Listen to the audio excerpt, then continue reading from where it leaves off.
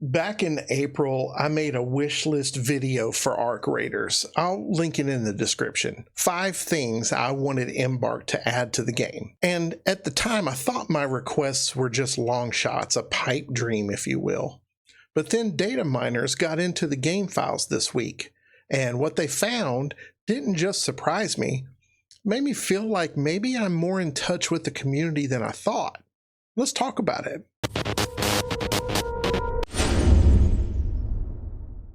Okay, before we get into it, I want to be upfront. Everything I'm about to show you comes from dataminers who got into the Arc Raiders game files. Embark has not confirmed any of this information. This is not an official announcement. It could change. It could get cut, or it could never ship at all. I'm not here to hype you up on things that may not happen. I'm just here to talk about what was found and what it could mean for us if it's real. That being said, let's quickly cover what the dataminers found, and it's a lot. First, there's a new map coming called Frozen Trail. Based on the location names found inside the files, we're looking at a central station, a rail yard, a factory, a supermarket, and a village. That sounds like a cold weather urban and industrial map that is completely different from anything in the game right now. Beyond the map, there are also new map conditions coming: toxic swamp, acid rain, heat wave, and one called delayed departure, where extraction points break down and you have to repair them before you can get home.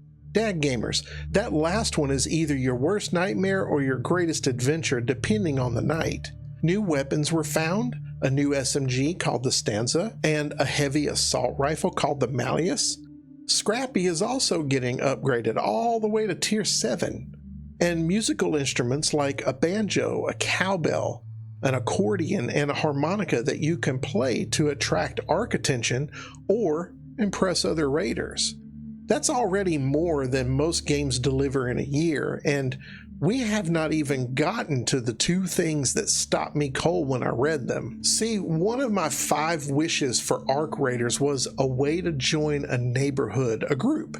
A way for dad gamers who play with family and friends to formalize that connection inside the game itself. Not just a squad that you put together before a raid, but a permanent crew with an identity. And the dataminers found it, a full clan system already coded into the game files, with playstyles already built in like quests, PvP, PvE, and any. Meaning when you create your clan, you can tell the community exactly what kind of raiders you are. Think about what that means for people like us. I play with Michael and Zoe. Right now, that exists only in our heads and in our party invites. A clan system makes it real inside the game. It gives us our crew and it gives us an identity. It gives us dad gamers who play together something to build towards beyond just the next raid. For the hardcore PvP crowd, a clan system is a competitive tool.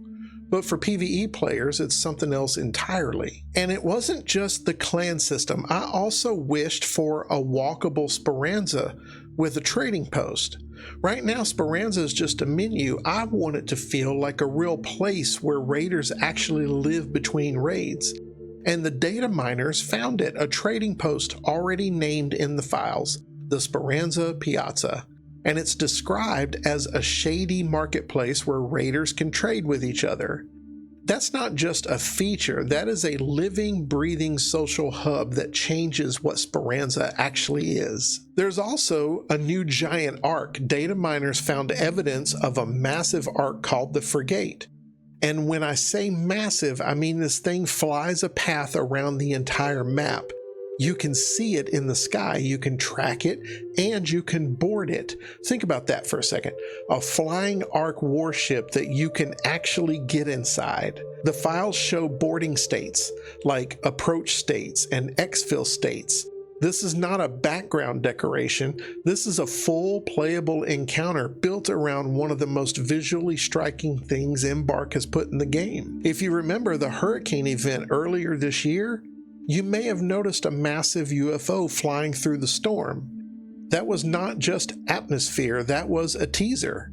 The Frigate appears to be the full realization of that idea. For a PvE player, this is everything. No other players required, just you, your crew, and a flying Ark warship you decided to board, because why not? That's the kind of moment that reminds you of why you fell in love with the game in the first place. Now, please remember, none of this is confirmed. Embark has not said a word about any of it. Data miners find things in game files all the time that never make it into the final product. Things get cut. Things change. This could all look completely different by the time it ships, or it may not even ship at all. But here's what I keep coming back to. The community has been angry lately.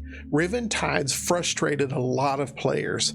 Streamers have walked away. The narrative has been that Embark does not know what their players want. And then data miners open the game files and find a clan system, a trading post, a boardable flying warship, new maps, new weapons, and enough content to fill the rest of the year alone.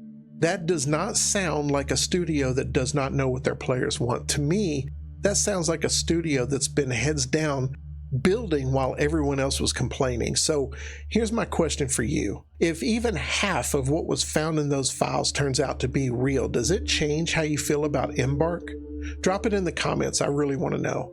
And if you want more than what YouTube gets, consider joining the Patreon.